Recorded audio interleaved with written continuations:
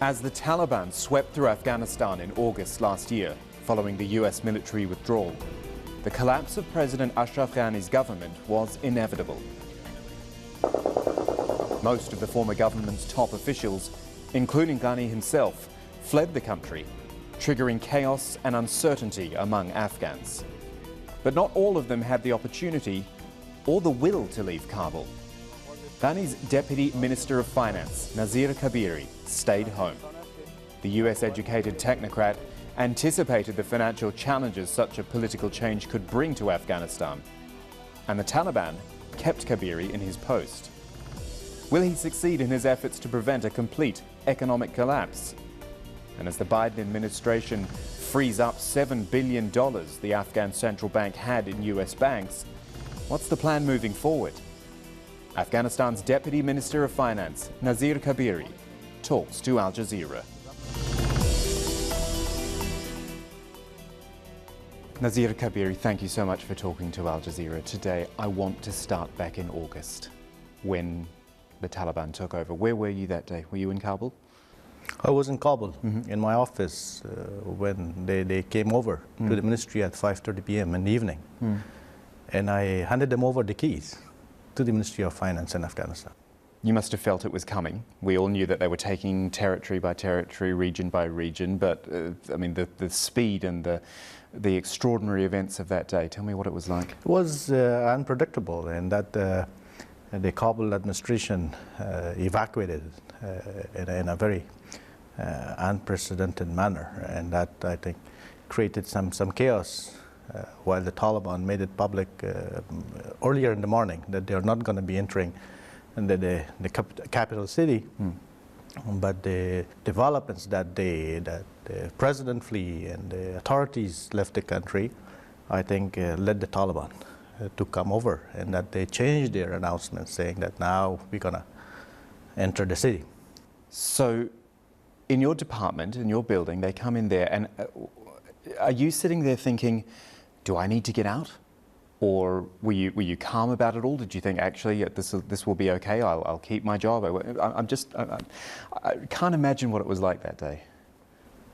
We have some 3,000 people working for us at in the main offices in Kabul. And that almost everyone had left, including the women and rest of our employees. And that I had a responsibility as a caretaker. My minister had to leave a week before the collapse, and that the property, the systems, and the vehicles, everything. I was in charge, and I had to ensure that those are not being stolen, they are not being robbed, and that I also do a peaceful handover. So how quickly did you know that you would be staying in your job, or did you just always intend to stay in your job? I'm wondering, do the Taliban come in and say, Nazir, we want you to stay on, we want you to keep doing your job, or was it your decision? Initially it was the foot soldiers, and that's why it was dangerous to face them, and that the Ministry of Finance perceived an institution involving money and mismanagement historically. So that was dangerous. It was unpredictable. But later on, when the senior management came, and that I wrote them a letter, a handover note, and that they followed up on that, saying that we need you to come and explain this in a very plain manner, in a very public-friendly manner, so they understand. And that led to continuing, and that basically for me it was the realities, the figures and the number that I knew and how bad they were. Country was facing severe drought, displacement due to the intensified war, and the implications of the COVID, and that the great degree of aid dependency, which was simply unsustainable, and that I knew the chaos that might follow afterwards, and that the people will suffer. So those became some sort of motivations to risk it and to continue. Motivation, this is what I was going to ask you about, the fact that you're probably sitting there thinking, I'm here to serve the country. and that has to come first. Even with all this political chaos and even with what people may think of the Taliban, you're thinking, I've got to look after my country here. Is that what was foremost in your mind? Absolutely. Absolutely. I knew that economics must be delivered to the people, and that we prevent and preserve whatever possible. In the absence of collapse of the international aid system overnight, and that the system belonged to the people. Ministry of Finance is a public institution. It existed for close to a century. And that the institutions, the banks, the private sector, the businesses, they all belong to the people of Afghanistan. And that regimes change, people change, politicians change. And that I, as a technocrat, I felt like it's my responsibility to ensure, to deliver and that retain some of those achievements and gains, to reinstall the centralized revenue system, otherwise falling apart. Yeah. In the run-up to Taliban's taking over the country, the budget was in chaos. Half of our national budget disappeared overnight. Define disappeared for me. Afghanistan heavily relied on international aid. Last 20 years, we, with the international community, blame goes to the both parties. We built that system, which was simply unsustainable. 75% of the public expenditure in the country was paid by the international aid. And that simply was not sustainable. It was fragile, it was collapsing, and it did. And that the fallout, managing the consequence of those hundreds of thousands of contractors unpaid, salaries unpaid, projects half finished, 90% complete, unpaid. And those, I think, what happened to Afghanistan was extremely disappointing. It was unjust. Everyone turned their back at us. The international system, the international aid agencies, the development institutions, overnight. And then followed with the sanctions. And that the poor, the people who lived there, they were already, even before the collapse of the previous regime, were extremely vulnerable. Yeah. And that half of the country were under the poverty line, and that the harsh winter was coming. And then overnight it just gets all worse, just like that, just like that. You referred to yourself earlier as a technocrat. Can I read you a headline that I just picked here from the Washington Post? Afghanistan desperately needs aid. One technocrat from the former government is key to the Taliban's efforts. That's you. Did you feel pressure on you at that point to deliver, or to just keep doing the job that you'd been doing, which had just got a whole lot more difficult? Well, I felt like there's no way to turn our back to the people otherwise we were supposed to help and protect. And that it was 100 times more complicated. But at the same time, I saw a moment of change, a moment of opportunity at the same time, that we are committed to be breaking away from this culture of aid dependency, from this culture of corruption, and from insecurity. And that also was a positive factor to continue in. Those things you mentioned are the big picture. That is what you want Afghanistan to be more self-sufficient, to be less reliant on aid. That is completely understandable. But right now there is an acute problem of people without food and shelter, malnutrition, it's wintertime, all of these things. And you've got an international community that is still reluctant to deal directly with the Taliban, which now governs Afghanistan.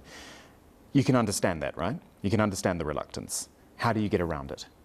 That we appreciate their assistance, and that there's a need, a desperate need for the people to be fed, and that's a global responsibility, and that we provided the access, and that we ensure that the new authorities understand the importance of this humanitarian aid, and also the understanding that feeding the people is the de facto authorities' responsibility, and that the interim government understands the importance of aid, and that the people are desperate, and that we need to deliver basic services like education, like health, and that the international community's role is understood. And the UN, the partnership with the UN is understood, and that we are delivering on the commitments to ensure that there's security, there's safety, there's impartiality, there's no discrimination in distribution of aid, and that the understanding that the aid is not channeled at the moment through the government systems. And that we also do monitoring and to ensure there's no corruption and that there's no mismanagement, and that we benefit, the system benefit from the international aid in a manner that the procurement is done locally and that there's enough liquidity in the system to deliver. So these have been the agendas for the last 6 months. What happened to the Afghanistan Relief Fund, which Pakistan talked about setting up? And they were saying if countries want to donate, they can donate through us and we will make sure the money gets to the right people. What's happened with that? And is that the model which you think will work going forward, for the interim at least? We appreciate the generosity by our neighboring countries, many of them offering support, but Afghanistan has changed. The capacity that we have is still in the country, and that the systems which are there, and that the international community's representation by the UN is there, and that we manage these agendas domestically, and that the OIC committed a trust fund in Pakistan during their conference in Pakistan, and that Pakistanis also have been helpful the same way Iranians and Chinese and rest of our neighbors. But more than that, we require access to trade and to do more businesses with our neighbors, and that their capacity in delivering humanitarian assistance is limited. And that also we do a lot of procurement from Central Asia, from South Asia. But we also understand that humanitarian is not enough, and that we have to move beyond humanitarian, and that we have to do economic recovery, and that we have to protect people's livelihoods. Which is what Afghanistan was trying to do for 20 years, wasn't it? Absolutely, and that, of course, in an insecure, in a conflict-affected situation, in a situation where we couldn't, the cost of development was high, the security premium to development was high, there was unpredictable situation, and that we didn't have political stability. So to that end, it's now changed. This seems to be more conducive now. Really? I was going to say, when you said there wasn't political stability, I was thinking, well, isn't there a lack of political stability now, at least when it comes to Afghanistan dealing with the rest of the world? Absolutely. That's a prerequisite, and that the politicians have to look into it, and that is important. And also, equally, is a corruption-free environment, which wasn't the case in the previous system, and that the security, the access, wasn't there. So these two prerequisites, even if the government is under sanction, and that the money is at the moment not channeled through the system, through the budget, but the private sector. The authorities are very private sector friendly, and that we recognize the role of market, and that the market can create jobs, the market can deliver on trade and transit, and the market can do SMEs and the agriculture sector and the mining sector. So those comes handy to do a private sector led recovery, and then followed by connectivity and trade facilitation with India, with Pakistan, with India, of course. That's one of our largest importers. We export to India a lot, and with Iran and rest of the Central Asian countries. And that's Afghanistan's comparative advantage between Central Asia and South Asia in the long term. But as you said, at the moment, we focus on humanitarian and humanitarian plus some sort of initiatives to protect people's livelihoods and sustain their resilience, and that feeding people is not sustainable, and that we need to ensure that we start development projects, and that also we have to break away from this culture of dependency. We have to focus on real self-sufficiency, and that it's going to be painful. It's going to be requiring a lot of patience. But the way forward is to build build the Afghan economy based on solid foundations, not on a foundation similar to what it was with 75% of dependency, and that an international aid regime collapsing. It should never ever happen to any other country. That was cruel. That was unjust, unfair. to the people of Afghanistan, and that they failed the international community to de-link politics from economics. Which is actually what I'm going to do right now and go back to politics and economics. I want to address the $7 billion question. The $7 billion which the United States from the Afghan Central Bank had frozen in New York. President Biden signs an executive order and says half's going to go to Afghanistan and half is going to go to the families of 9/11 victims. I dare say you'd be very pleased with $3.5 billion, but are you disappointed about the other $3.5 billion, or that this money which came from the Afghan Central Bank isn't being returned in whole to the country? The reserve was not supposed to be disbursed anyway. That is the backup, and that is the backbone of the Afghan currency, and that it was deposited for a purpose, and that we do banking functions using those assets abroad, and that they are frozen now, which is unfortunate, and that there is some parts of it is subject to litigation in the U.S. courts, and that we believe that a decision in the favor of Afghan people is made, and that is we also sacrifice with the victims of September 11. The executive order doesn't suggest that the money go to the victims. It's subject to the further legal processes. Right. And the remaining 3.5 also to be used for banking purposes. It's not the money to be dispersed for humanitarian purposes. Right. It's not the money to be dispersed in the first place.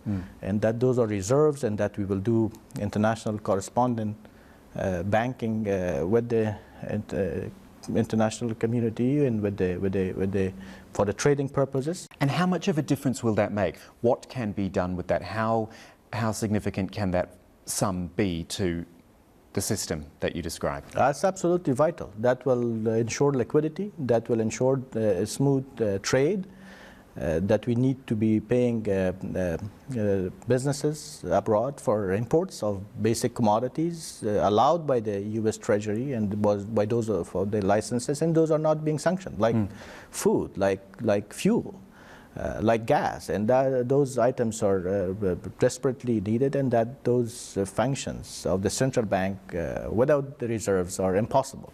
So we are looking forward that the mechanism is being designed and that the central bank have access to those reserves, but that doesn't necessarily mean disbursing those assets. So let's look forward, as we try to keep doing. Politically speaking, there is still work to be done when it comes to the international community recognizing the Taliban as the rulers of Afghanistan. How do you work around that in the meantime? While all that political, because you were talking about decoupling politics and economics, so while all that political situation is going on there, how difficult or otherwise is it for you to get people, countries and financial institutions to take part in the Afghan economy effectively? It's in their best interest to continue their engagement and to pay their dues to the people of Afghanistan affected by the years of war and poverty and conflict and drought. And that otherwise, if the situation is not maintained inside the Afghan territory, people will be forced to leave their country, their homes. Is that what you say to them then? Do you say that it's in your best interests? It's in the best interest of Afghans. It's in the best interest of the international system that we work together and that the services are being provided to the people, and that in a dignified manner, and that the humanitarian assistance is important, and that the guarantees that the money is not transferred through the government systems, and that we also have to work together to move beyond the humanitarian narrative to do some basic economics, like agriculture, like roads, like schools, like hospitals. And those also requires mutual understanding, and as I said, delinking politics from economics, and that the beneficiary of those services, whether functioning banks, functional Ministry of Finance, a functional passport office, and a healthcare system, is directly benefiting the people of Afghanistan. And are they responsive to you? positively responsive, these institutions and banks and countries? They unfortunately have not moved beyond the humanitarian agenda, Right. and that they have politicized the aid regime, and that they didn't stay to protect some of the gains that we together otherwise have achieved in the financial sector and in the public services sector. In the Afghan economy. So to that end, we also realize the harsh realities, and that we have to start afresh and to break away from this culture of dependency and to use it as an opportunity. It's going to be painful, it's going to be difficult, but we have to believe and deliver on a real self-reliance, and that we have the potentials. The younger generation of Afghanistan should provide it with the opportunity to deliver differently. Some blame goes to the international community, the way they handled Afghanistan last 20 years, and that a lot of blame goes to elites, to the politicians who failed Afghanistan, who failed elections, who rigged elections, and at the same time who didn't invest in youths, and that they played ethnic politics, divisions, and then at the same time they failed to deliver on the economy, as well as they failed the peace process eventually that led to the situation that we are now. And that, of course, requires a fresh breath and a fresh start, and that also corruption-free and more stabilized political system to ensure that there is guarantees to the economic. And you think all of those qualities exist in the youth of Afghanistan? Those qualities exist in the youth of Afghanistan, but unfortunately, and I can't blame them for leaving the country due to the uncertainty and that political failures associated with the leaders before the Taliban, and that the international community also had to be held responsible for some of their complications that they didn't help Afghans through a peace process where things could have been much different. And I guess the best way of holding them responsible, as you say, is getting them to step up now. Is getting them to step up, and that because backwards blaming isn't going to do anything now, is it? It's got to be something positive and something constructive. And that they have started stepping up in economic, humanitarian front, in economic front, and that the narrative is that we will engage. And engagement doesn't necessarily mean recognition, as they believe, but that engagement is constructive. As I said, it's in the best interest of the people of Afghanistan and the best interest of the international community. And that we need to work together to change the course of history. We are beautifully strategically located between Central Asia and South Asia. Central Asia rich of potential natural resources, and South Asia in need of those. Every single electricity transmission project between the two subcontinents must pass through Afghanistan. And large projects including gas pipelines and fiber optics and cargoes and so forth and so on. And that Afghanistan's own natural resources, estimated at around $1 trillion, could be a potential. But at the heart of this, as you said, is political stability. Otherwise, the capacity is there, the commitment is there, the potentials are there, and also the lessons learned are there. And those are very vital. We would never, ever again allow that degree of aid dependency and that degree of fragmentation and aid conditionality that led to this situation where the entire economy was at the verge of collapse. And a number of us tried to preserve some of the systems. We have now a functional budget system, and that we have a centralized revenue collection system, and that we have revived the banks, and that it's functional. And we are hoping that we build on these, and that we build our homogeneous, endogenous systems, and that we are no longer that dependent to the international system. Nazir Kabiri, Afghanistan's Deputy Finance Minister, thank you so much for talking to Al Jazeera. Thank you. Appreciate it.